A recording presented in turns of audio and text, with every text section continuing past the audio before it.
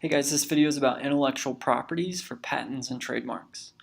So when you think of a patent, you think of a document or something the government issues for a new invention that helps protect you from people stealing your idea.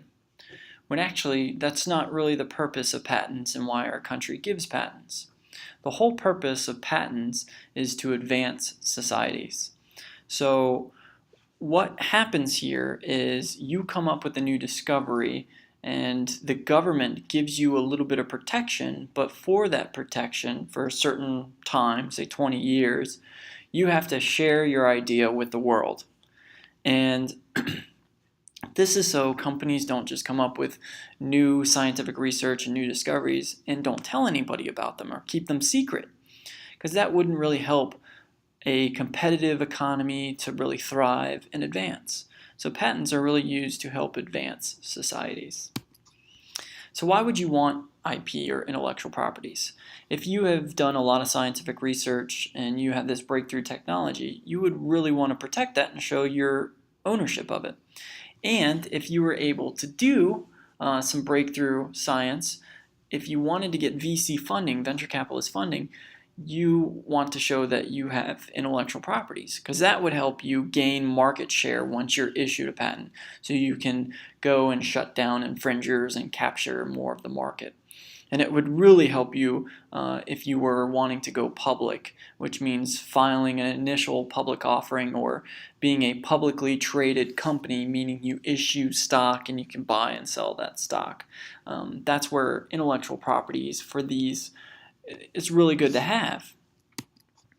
Well, when would you not want to use intellectual properties or file for a patent? If you were doing small incremental innovations and you really didn't come up with a big discovery, if you were a small business just running out of your garage or at your home, and the main reason for that is that intellectual properties is very expensive. Filing a basic patent, depending on what it is, can range anywhere for just $20,000 to $50,000 for just the patent itself.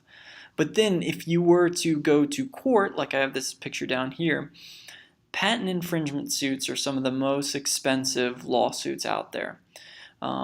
Once filed the suit, you can be looking at $100,000 a month, and that can last for about 2 years.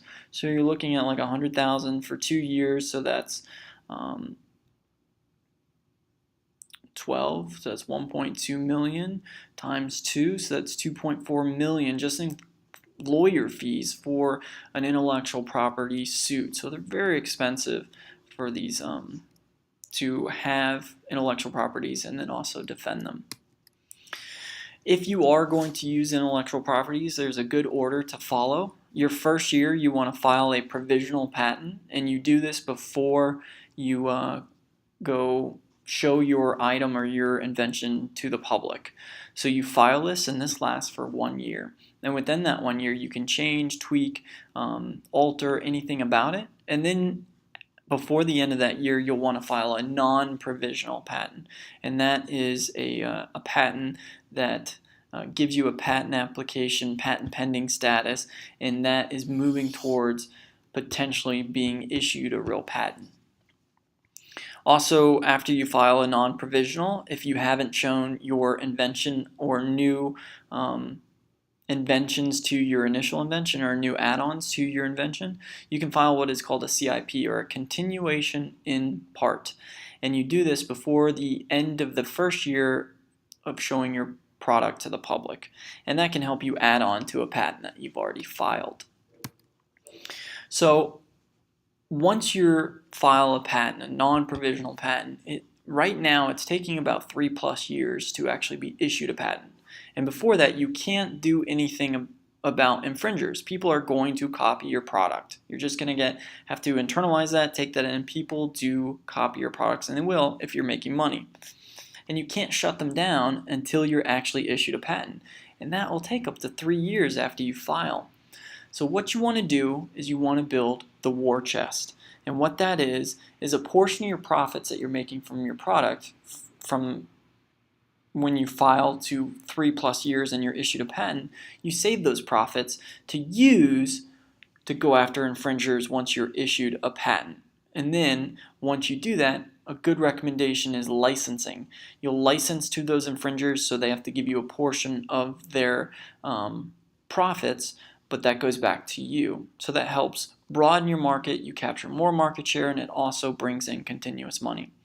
So that's intellectual properties, why you would want to use it, why you wouldn't want to use it, why it is used, and once you do file a patent, you want to build your war chest, which is really just a pile of money to use once you're issued a patent to shut down infringers and force them to license your product. That's it. If you have any questions, please let me know.